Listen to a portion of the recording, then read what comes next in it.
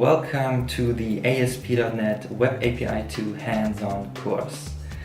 In this course I will teach you everything you need to know to build your own RESTful Web Service with Web API 2, add it to your web application and use it with jQuery in your browser.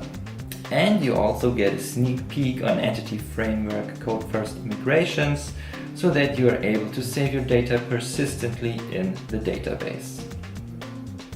My name is Patrick and I have built several web applications and services during my bachelor and master studies and at different corporations as an employee and freelancer.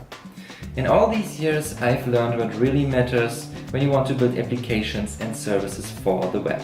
Now I want to share this experience with you, so that by the end of this course you will be able to build Web API 2 web services completely by yourself from the ground up, integrate it into your web application, create all the methods you need with C# and call these methods with jQuery in your browser.